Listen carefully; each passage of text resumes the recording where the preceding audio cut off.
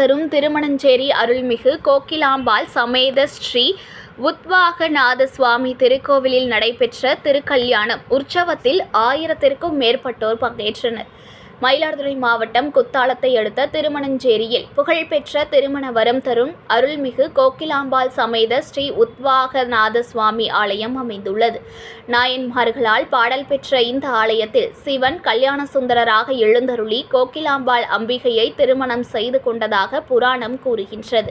திருமண தடை உள்ளவர்கள், நீண்ட நாட்களாக வரன் அமையாதவர்கள் இங்கு தினமும் நடைபெறும் திருமண பிரார்த்தனையில் பங்கேற்று அங்கு அளிக்கப்படும் மாலையை வீட்டிற்கு எடுத்து வந்தால் திருமணம் கைகூடும் என்பது பக்தர்களின் நம்பிக்கை.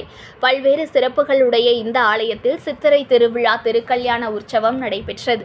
இதனை முன்னிட்டு கடந்த 2ஆம் தேதி விக்னேஸ்வர பூஜையுடன் விழா துவங்கி திருக்கல்யாண உற்சவம் நடைபெற்றது. திருக்கல்யாண உற்சவத்தில் அருள்மிகு கல்யாண சுந்தரர் பட்டு உடுத்தி ருத்ராட்ச மாலை உள்ளிட்ட திரு ஆபரணங்கள் அணிந்து காசி யாத்திரைக்கு திரு எதிர்கொள்படி எழுந்தருள நிகழ்ச்சியில் ஸ்ரீ கோகிலாம்பாள் எதிர்கொண்டு அழைத்து மாலை மாற்றும் வைபவமும், பெண்கள் சீர்வரிசை எடுத்து வந்து நடைபெற்ற ஊஞ்சல் உற்சவத்தில் சுவாமி அம்பாளுக்கு பாலால் கால் அலம்பி பட்டாடையால் துடைத்து பச்சை பொடி சுற்றி பெண்கள் நலுங்கிட்டனர். தொடர்ந்து ஹோமம் வளர்க்கப்பட்டு காப்பு கட்டி கன்னிகாதானம் செய்யப்பட்டது. பின்னர் பட்டாடை சாத்தப்பட்டு கங்கணம் கட்டப்பட்டு திருமாங்கல்ய தாரணம் நடைபெற்றது. பின்னர் பூரணாகதி செய்யப்பட்டு சுவாமி அம்பாளுக்கு புனித நீர் தெளிக்கப்பட்டு அலங்கார தீபம், மகா தீபாராதனை நடைபெற்றது. இதில் திரளான பக்தர்கள் பங்கேற்று திருக்கல்யாண வைபவத்தை கண்டு தரிசனம் செய்தனர். இதில் மாவட்ட அறக்காவலர் குழு தலைவர் சாமிநாதன், கோவில் செயல் அலுவலர் விமலா உள்ளிட்ட 1000க்கும் மேற்பட்ட பக்தர்கள் பங்கேற்று திருக்கல்யாண வைபவத்தை கண்டு ரசித்தனர்.